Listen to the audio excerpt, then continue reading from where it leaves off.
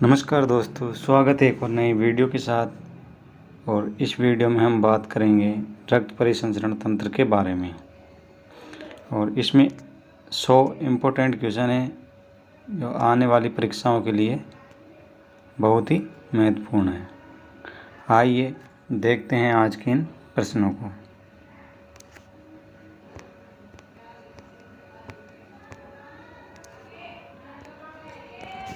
आज का पहला प्रश्न है, रक्त परिसंचरण तंत्र का अध्ययन विज्ञान की कौन सी शाखा में किया जाता है? तो रक्त परिसंचरण तंत्र का अध्ययन विज्ञान की एंजियोलॉजी शाखा में किया जाता है। ऑप्शन बी इसका राइट आंसर हो जाएगा। प्रश्न नंबर दूसरा है, एंजियोलॉजी का जनक किसे माना जाता है? तो एंजियोलॉजी का जनक विलियम हार्वे को माना जाता है। तो ऑप्शन सी इसका राइट आंसर हो जाएगा। प्रश्न नंबर 3 है, ब्लड का अध्ययन किया जाता है। तो ब्लड का अध्ययन किया जाता है। तो ब्लड का अध्ययन की बात करें तो हेमेटोलॉजी में ब्लड का अध्ययन किया जाता है। हेमेटोलॉजी में। प्रश्न नंबर 4 है, एक सामान्य व्यक्ति में ब्लड की मात्रा होती है। तो एक सामान्य व्यक्ति में ब्लड की मात्रा 5 लीटर होती है। तो ऑप्शन है इसका राइट आंसर हो जाएगा। प्रश्न नंबर 5 है, किसी व्यक्ति में ब्लड की मात्रा उसके कुल भार का लगभग कितना होती है? तो उसके भार का 7 से 8% होती है। ऑप्शन सी इसका राइट आंसर हो जाएगा। प्रश्न नंबर 6 है, ब्लड का पीएच मान होता है। तो ब्लड का पीएच मान 7.4 होता है। तो ऑप्शन सी इसका राइट आंसर हो जाएगा। प्रश्न नंबर 7 है, ब्लड किस प्रकार का ऊतक है? तो ब्लड किस प्रकार का ऊतक है? तो ब्लड तरल संयोजी ऊतक है। ब्लड तरल संयोजी ऊतक है। ऑप्शन सी इसका राइट आंसर हो जाएगा। प्रश्न नंबर 8, ब्लड का सर्वाधिक भाग बनता है। तो ब्लड का सर्वाधिक भाग कौन बनाता है? तो ब्लड का सर्वाधिक भाग प्लाज्मा बनाता है। ऑप्शन ए इसका राइट आंसर हो जाएगा। प्रश्न नंबर 9, ब्लड का कितना प्रतिशत भाग प्लाज्मा बनाता है? तो ब्लड का 55% भाग प्लाज्मा बनाता है। ऑप्शन बी इसका राइट आंसर हो जाएगा।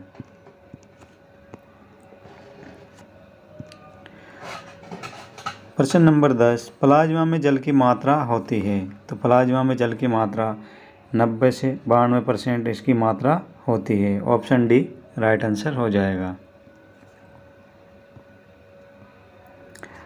प्रश्न नंबर 11, किस प्रोटीन को प्रतिस्कंदन प्रोटीन के नाम से भी जाना जाता है? तो ये हेपेरिन प्रोटीन को प्रतिस्कंदन के नाम से भी जाना जाता है। ऑप्शन सी राइट आंसर हो जाएगा। प्रश्न नंबर 12, निम्न में से कौन सी प्रोटीन रक्त का थक्का बनाने में सहायक होती है? तो रक्त का थक्का बनाने में प्रोथ्रोम्बिन और फाइब्रिनोजन दोनों ही सहायक होती है। तो ऑप्शन सी इसका राइट आंसर हो जाएगा। दोनों ही सहायक होती है। प्रश्न नंबर 13, निम्न में से कौन सी प्रोटीन मानव शरीर के अंदर रोग प्रतिरोधक क्षमता पैदा करती है? तो रोग प्रतिरोधक क्षमता कौन सी प्रोटीन करती है? तो यह है ग्लोब्यूलिन। ऑप्शन बी इसका राइट आंसर हो जाएगा। प्रश्न नंबर 14 है, प्लाज्मा में सर्वाधिक मात्रा में पाई जाने वाली प्रोटीन है। तो प्लाज्मा में सर्वाधिक मात्रा में पाई जाने वाली प्रोटीन कौन सी है? तो एल्ब्यूमिन प्रोटीन सर्वाधिक पाई जाती है। ऑप्शन बी राइट आंसर हो जाएगा। प्रश्न नंबर 15, रक्त का थक्का बनाने में कौन सी विटामिन सहायता करती है? तो रक्त का थक्का बनाने में कौन सी विटामिन सहायता करती है? तो विटामिन के, जिस फिलोक्विनोन, विटामिन के फिलोक्विनोन। इसका राइट आंसर ए हो जाएगा। प्रश्न नंबर 16, कौन सी तत्व रक्त का थक्का बनाने में सहायता करता है? तो Ca+2 इसकी सहायता करता है। ऑप्शन ए राइट आंसर हो जाएगा। प्रश्न नंबर 17, निम्न में से कौन सी प्रोटीन का निर्माण लीवर या यकृत में होता है? लीवर या यकृत में कौन सी प्रोटीन का निर्माण होता है?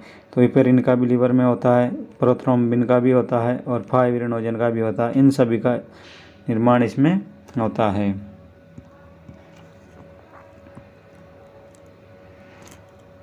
प्रश्न नंबर 18, आरबीसी लाल रक्त कणिकाओं का मानव शरीर के अंदर कहाँ से होता है? आरबीसी का निर्माण मानव शरीर के अंदर कहाँ से होता है? तो इसका निर्माण अस्थि मज्जा में होता है। आरबीसी का निर्माण अस्थि मज्जा में होता है।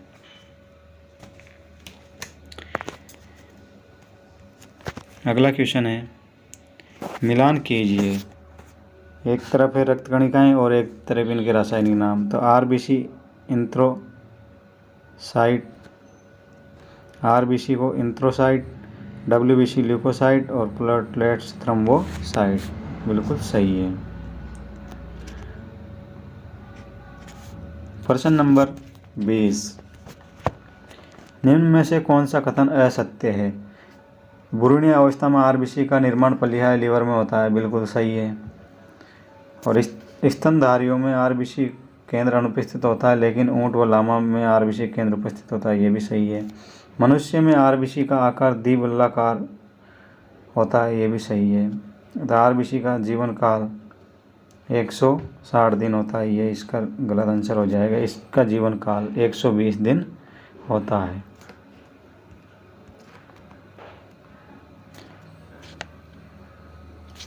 प्रश्न नंबर 21, सबसे बड़ी आरबीसी किसकी होती है? तो सबसे बड़ी आरबीसी की बात करें तो सबसे बड़ी आरबीसी मेंढक की होती है। प्रश्न नंबर 22, पुरुषों में आरबीसी की संख्या होती है। तो पुरुषों में आरबीसी की संख्या 5 मिलियन तक होती है। ऑप्शन बी इसका राइट आंसर हो जाएगा।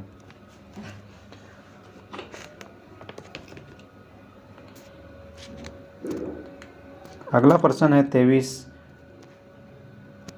मनुष्य की आरबीसी का जीवन काल होता है। तो मनुष्य की आरबीसी का जीवन काल 120 दिन होता है। ऑप्शन ए राइट आंसर हो जाएगा। प्रश्न नंबर 24, आरबीसी का कब्रिस्तान किसे कहा जाता है? तो आरबीसी का कब्रिस्तान, प्लीहा या तिल्ली को आरबीसी का कब्रिस्तान कहा जाता है।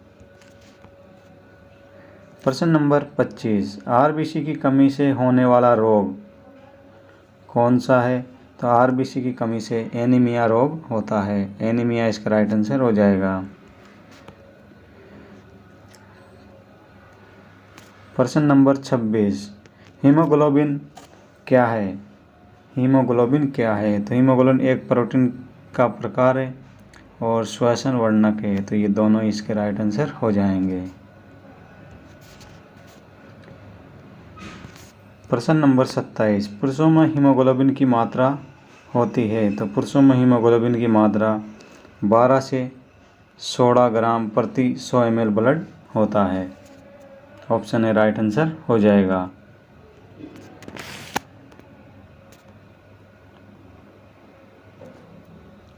प्रश्न नंबर 28, रक्त कण का लाल रंग किस धातु की वजह से होता है? तो ये फेरिक Fe3 के कारण इसका लाल रंग होता है।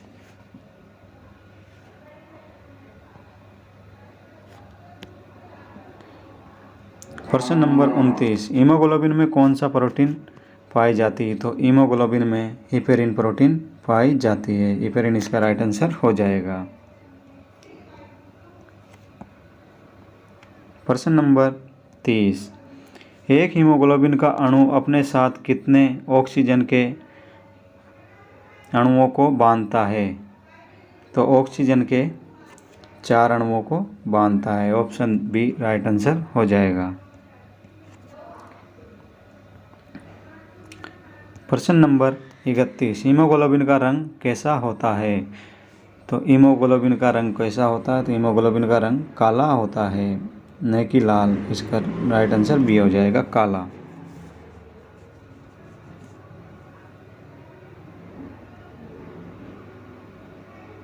नहीं, इसका रंग काला नहीं, बैंगनी होता है, बैंगनी।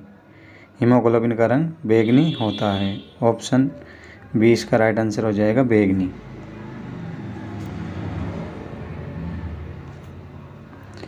प्रश्न नंबर 32, ऊंचाई पर जाने पर आरबीसी की संख्या, ऊंचाई पर जाने पर आरबीसी की संख्या में क्या प्रभाव पड़ता है? तो आरबीसी की संख्या बढ़ती है। ऊंचाई पर जाने पर आरबीसी की संख्या बढ़ती है। प्रश्न नंबर 33, मानव शरीर के अंदर डब्ल्यूबीसी का उत्पादन निर्माण कहाँ से होता है? तो डब्ल्यूबीसी का निर्माण अस्थिमज्जा में होता है, थाइमस में होता है, पिलिया में होता है, उपयुक्त सभी। इसका राइट आंसर हो जाएगा। प्रश्न नंबर 34, डब्ल्यूबीसी का जीवन काल होता है? तो डब्ल्यूबीसी का जीवन काल होता है, तो डब्ल्यूबीसी का जीवन काल 2 से 4 दिन होता है।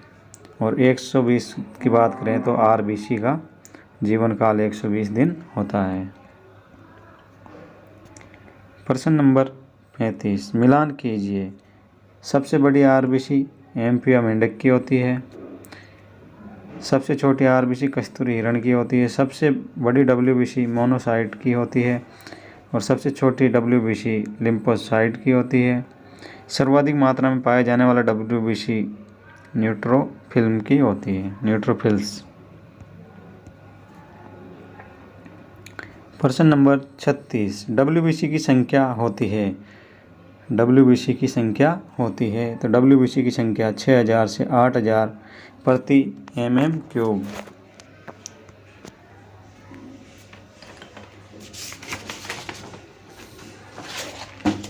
अगला प्रश्न है प्रश्न नंबर 37, डब्ल्यूबीसी का मुख्य कार्य क्या है? तो डब्ल्यूबीसी का मुख्य कार्य रोग प्रतिरोधक क्षमता का विकास अथवा संक्रमण के विरुद्ध लड़ने में सहायता प्रदान करना। ऑप्शन सी इसका राइट आंसर हो जाएगा। प्रश्न नंबर 38, रक्त में आरबीसी और डब्ल्यूबीसी का अनुपात होता है? तो आरबीसी और डब्ल्यूबीसी का अनुपात 600:1 होता है।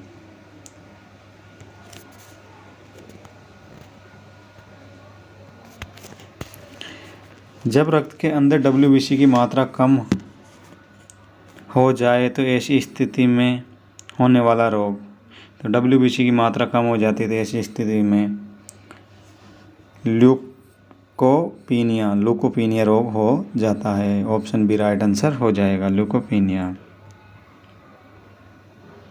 प्रश्न नंबर 40, प्लेटलेट्स या थ्रोम्बोसाइट का मुख्य कार्य क्या है? तो प्लेटलेट और थ्रोम्बोसाइट का मुख्य कार्य रक्त का थक्का बनाने में सहायता करना, इनका मुख्य कार्य हो जाएगा।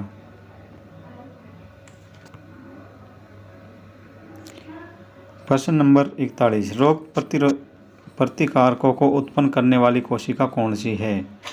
तो इनको उत्पन्न करने वाली कोशिका लिम्फोसाइट है। ऑप्शन सी राइट आंसर हो जाएगा।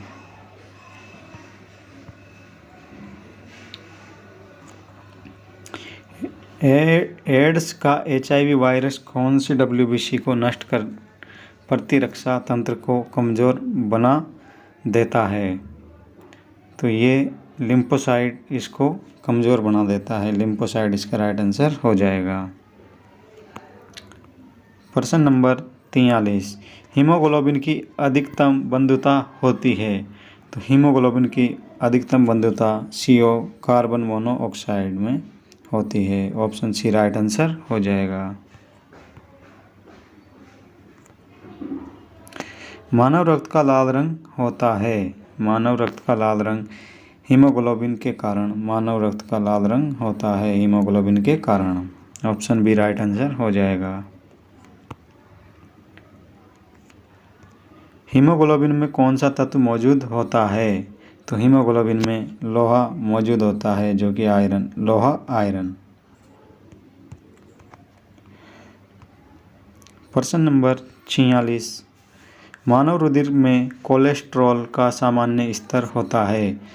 तो कोलेस्ट्रॉल का सामान्य स्तर 180 से 200 mg होता है, 180 से 200।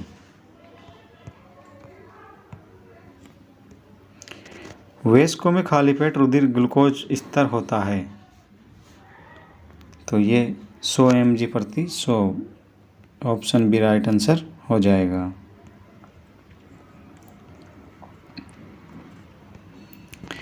रक्त का कितना प्रतिशत भाग कणिकाओं से बना होता है? तो रक्त का कितना प्रतिशत भाग कणिकाओं से बना होता है? तो रक्त का 55% भाग कणिकाओं से बना होता है और 55% भाग प्लाज्मा से बना होता है, प्लेटलेट्स। प्रश्न नंबर 49, ब्लड ग्रुप की खोज किसने की थी? तो ब्लड ग्रुप की खोज कार्ल लैंडस्टीनर ने ब्लड ग्रुप की खोज की थी।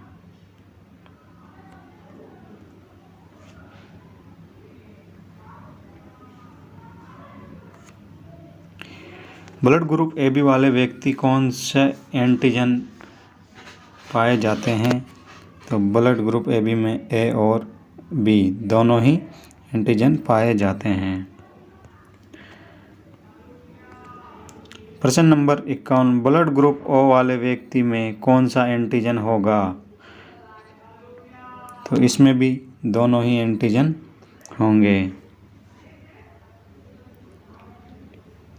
नहीं, इसमें तो कोई भी नहीं होगा, क्योंकि इसमें कोई भी नहीं होगा। ऑप्शन डी राइट आंसर हो जाएगा।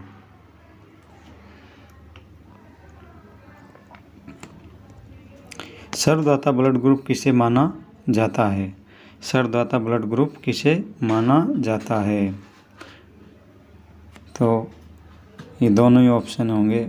O+ को सर्वदाता ब्लड ग्रुप माना जाता है। सर्वग्राही ब्लड ग्रुप किसे माना जाता है? A+ को, AB+ को सर्वग्राही ब्लड ग्रुप माना जाता है।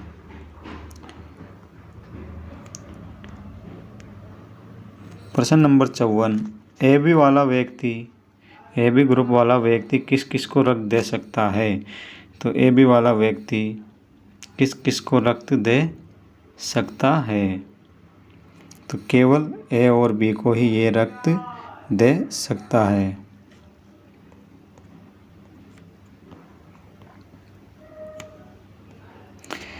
ब्लड ग्रुप C वाला व्यक्ति किस किस से ब्लड ले सकता है? ब्लड ग्रुप O वाला व्यक्ति, ब्लड ग्रुप O है ये। ब्लड ग्रुप O वाला व्यक्ति किस किस के ब्लड ले सकता है? तो ब्लड ग्रुप O वाला व्यक्ति केवल O से ही ब्लड ले सकता है।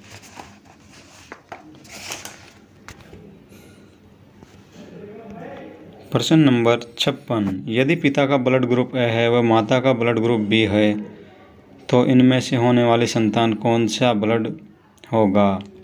तो इसका ब्लड A भी होगा, B भी होगा और O भी होगा। तो ये सभी इसके ब्लड होंगे।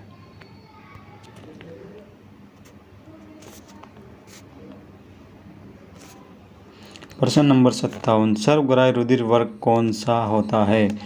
तो सर्वग्राही रुधिर वर्ग कौन सा होता है? तो सर्वग्राही की बात करें तो AB सर्वग्राही होता है और O की बात करें तो सर्वदाता ब्लड ग्रुप होता है। प्रश्न नंबर 58, रक्त के AB वर्ग वाला व्यक्ति ऐसे व्यक्ति को रक्तदान करता है जिसका रक्त वर्ग हो। तो वो AB वाले को ही रक्तदान करता है। ऑप्शन सी राइट आंसर हो जाएगा। प्रश्न नंबर 59, RH फैक्टर की खोज सन 1940 में किसके द्वारा की गई थी?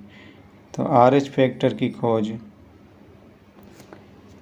कार्ल लैंडस्टीनर एवं वीनर द्वारा की गई। तो ऑप्शन दोनों ही सही होंगे।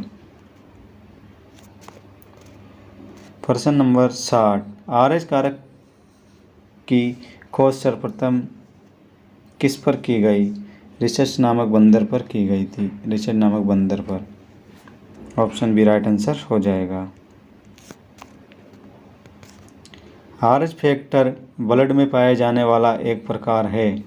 तो RH फैक्टर ब्लड में एंटीजन होता है। एंटीजन। प्रतिजन वह पदार्थ है जो प्रतिरक्षी बॉडी के निर्माण में उद्दीपन करता है। तो ऑप्शन सी इसका राइट आंसर हो जाएगा। प्रश्न नंबर 63, शरीर में निम्न में से कौन सा संक्रमण से हमारी रक्षा करता है? तो ये WBC संक्रमण से हमारी रक्षा करता है। ऑप्शन बी इसका राइट आंसर हो जाएगा। प्रश्न नंबर 64, प्रतिरक्षा का सर्वाधिक संबंध है। तो प्रतिरक्षा का सर्वाधिक संबंध लिम्फोसाइट से होगा। लिम्फोसाइट इसका राइट आंसर हो जाएगा। प्रश्न नंबर 65, कोलेस्ट्रॉल में कोलेस्ट्रॉल है। कोलेस्ट्रॉल क्या है? तो कोलेस्ट्रॉल की बात करें तो ये स्टीराइड है। कोलेस्ट्रॉल एक स्टीराइड है।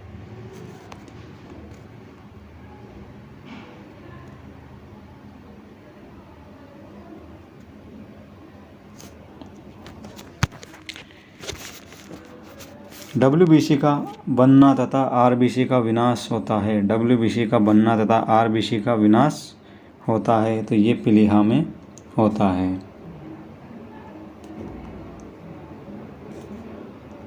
प्रश्न नंबर 67, जब रक्त में O2 की ऑक्सीजन की सांद्रता में कमी आती है तो श्वास की गति बढ़ जाती है। ऑप्शन बी राइट आंसर हो जाएगा। प्रश्न नंबर 68, विश्व में कितने प्रतिशत लोग RH+ वाले हैं? तो विश्व में 85% लोग RH+ वाले हैं। प्रश्न नंबर 69, जिन व्यक्तियों के रक्त में RH फैक्टर अनुपस्थित होता है उनका ब्लड ग्रुप कौन सा होता है? तो उनका ब्लड ग्रुप नेगेटिव होता है। प्रश्न नंबर 70, रुधिर निर्माण कहलाता है। तो रुधिर का निर्माण हीमोपोइसिस कहलाता है।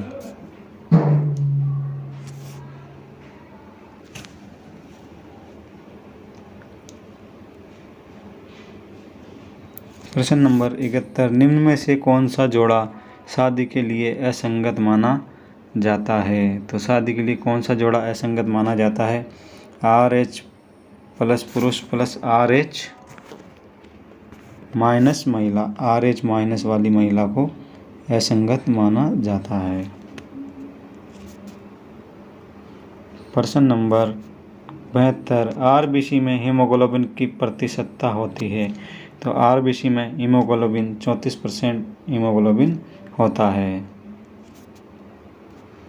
प्रश्न नंबर 73, हृदय और उसकी बीमारियों के अध्ययन से संबंधित विज्ञान को क्या कहा जाता है? तो इसको कार्डियोलॉजी कहा जाता है। ऑप्शन सी राइट आंसर हो जाएगा। प्रश्न नंबर 74, सामान्य वयस्क व्यक्ति के हृदय का वजन लगभग कितना होता है? तो इसका वजन 300 ग्राम होता है।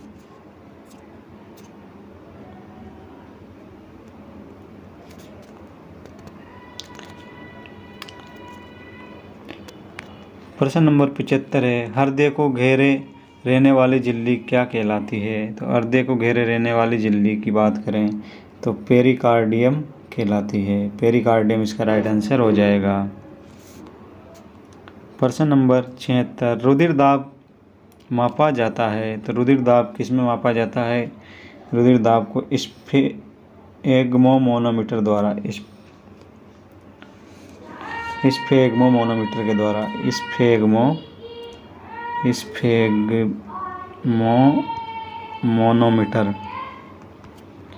मोनोमीटर के द्वारा मापा जाता है।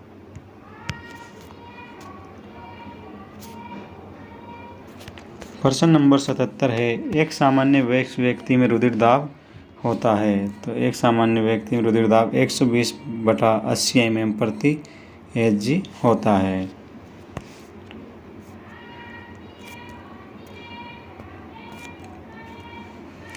खुला परिवहन तंत्र पाया जाता है। तो खुला परिवहन तंत्र कीटों में भी पाया जाता है, जोंक में भी पाया जाता है, मोलस्का में भी पाया जाता है। तो इन सभी में ये पाया जाता है। प्रश्न नंबर 79 है, केंचुआ में कैसा रुधिर परिवहन तंत्र पाया जाता है।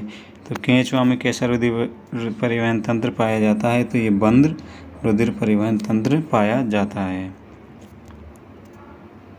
प्रश्न नंबर 80, मानव शरीर का सबसे व्यस्तम अंग क्या है? तो मानव शरीर का सबसे व्यस्तम अंग हृदय होता है।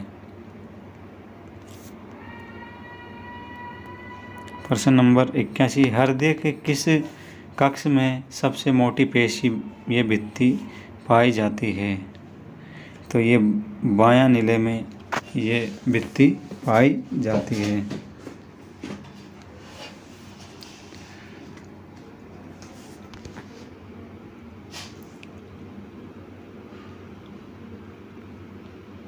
प्रश्न नंबर 82, कोलेस्ट्रॉल के जमने के कारण धमनियों की कठोरता को कहते हैं।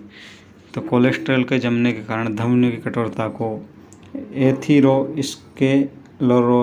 एथेरोस्क्लेरोसिस कहते हैं। प्रश्न नंबर 83, वयस्क व्यक्ति की हृदय धड़कन दर क्या होती है प्रति मिनट? तो वयस्क व्यक्ति की हृदय धड़कन प्रति मिनट 0 से 60 या 70 से 80 होती है। 70 से 80।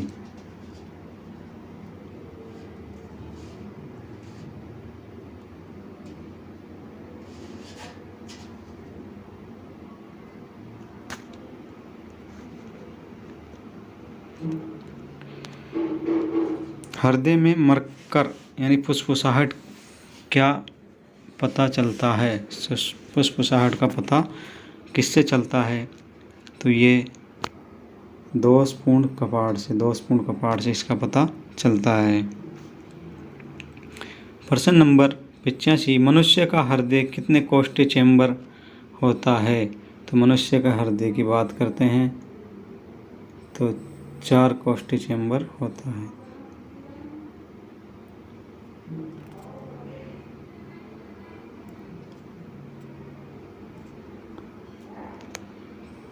प्रश्न नंबर 86, मनुष्य के हृदय में कितने वाल्व होते हैं? मनुष्य के हृदय में 2 वाल्व होते हैं।